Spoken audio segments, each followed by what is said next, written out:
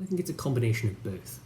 I think on the one hand, the به government نظر من is از هر concerned دو، about its از یک طرف حکومت واقعا به اندازه کافی برای مقابله با خروج بیماری کووید 19 آماده نیست. خراجات بهداشتی برای یک نفر در کشور در یک سال برابر به $31 است که بسیار کم است و برابر با خراجات کشورهای زیر صحرای کبیر در افریقا می باشد.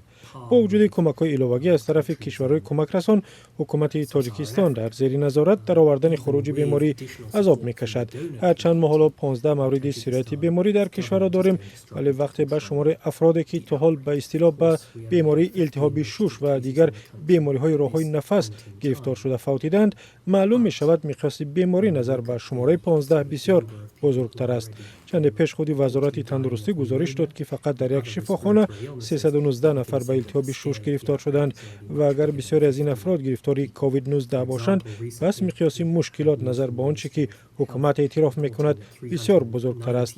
از یک طرف نگرانی این است که حکومت نمیتواند بحران کووید 19 را از نظر صحت عامه به طور مناسب مدیریت کند. دوم این که نگرانی های منطقی دایر به اقتصاد تاجیکستان وجود دارد. البته تاجیکستان از سال از عاقبت های کووید 19 رنج میکشد. تقریبا 500,000 مهاجر کاری تاجیک در روسیه درماندند و به خانه پول فرستاده نمیتوانند.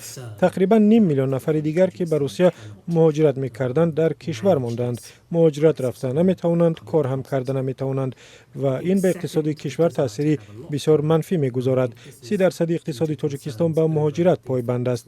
بعضی چیزهای هستند که خارج از قدرت حکومت می باشند، اما به نظر من اعلان کردن محدودیت گشت و گذار به سبب نگرانی از تأثیر آن به اقتصاد داخلی هم هست.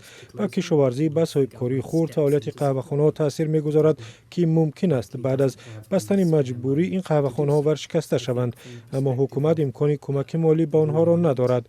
از نظر الیته حکمران، به خصوص خانواده رئیس جمهور که بخشای بزرگ اقتصاد را نظارت میکنند، مخالفت به اعلان زودی محدودیت زیاد است، چون که آن تجارت‌هایی که به شمس لوسایبوف و یا فراز و یا اوستا گروپ که گویا بر رستم امامعلی شهرداری دوشنبه تعلق دارد تاثیر منفی میرساند. شاید از همین است که حکومت از اعلان محدودیت‌ها خودداری میکند، چون به اعضای خود الیته تاثیر منفی میگذارد.